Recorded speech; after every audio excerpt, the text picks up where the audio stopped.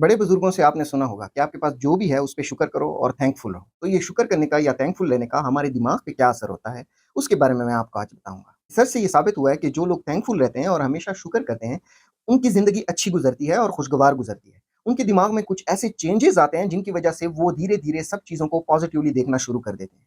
मिसाल के तौर पे न्यूरोप्लास्टिसिटी एक लफ्ज़ है। जैसे ही हम ज़िंदगी गुज़ारते जाते हैं, इंसान के दिमाग में कुछ चेंजेज़ होती हैं और इस चेंजेज़ को न्यूरोप्लास्टिसिटी कहते हैं। जो लोग शुक्र करते हैं, तो उनके दिमाग की ये जो न्यूरोप्लास्टिसिटी है, ये जो चेंजेज़ हैं, वो कुछ इस तरह से हो जाते हैं कि उनकी दिमाग हमेशा पॉज़िटिव सोचने पे मजबूर होते हैं। दिमाग का एक एरिया है जिसे प्रीफ्रंटल कॉर्टेक्स कहते हैं।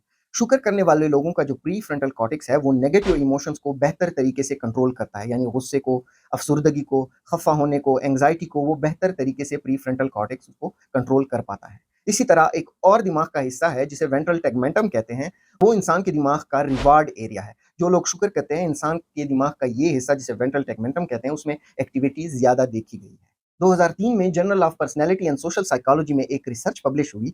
उस रिसर्च में ये देखा गया कि जो लोग ये प्रैक्टिस करते हैं कि उसकी ज़िंदगी में जो खुशी लाने वाली चीज़ें हैं, जिनकी वजह से उसकी ज़िंदगी अच्छी गुज़र रही है, उनको वो लिखते हैं और फिर उस पे शुक्र करते हैं। इसकी वजह से उन लोगों के स्ट्रेस लेवल कम हो गए थे, उनकी एंग्ज़ायटी कम हो गई थी और डिप्रेशन के अलामात कम हो गए थे। इसी तरह की एक और स्टडी है, एनआईएच की स्टडी है, जिसमें ये देखा गया कि जो लोग शुक्र करते हैं, उनके जिस्म में कॉर्टिसोल नामी एक स्ट्रेस हार्मोन है, उसकी मिकदार धीरे-धीरे कम होती जाती है। आपकी ज़िंदगी में जो भी अच्छी चीज़ें हैं, जो भी नेमतें हैं, उसका शुक्र अदा करने के लिए या थैंकफुल होने के लिए कुछ आसान प्रैक्टिसेज़ मैं आपको बताऊँगा। हर रोज़ आपने ये करना है कि अपने लिए एक डायरी रखनी है और उस डायरी में 3 ऐसी चीज़ें जो कि आपकी ज़िंदगी को आसान कर रही हैं, वो आपने रोज़ाना लिखनी है। एक प्रैक्टिस ये हो गई, इसके अलावा वो लोग जो कि आपकी ज़िंदगी में मायने रखते हैं, जिसकी वजह से आपकी ज़िंदगी अच्छी गुज़र रही है, वो आपके रिश्तेदार भी हो सकते हैं, आपके दोस्त भी हो सकते हैं।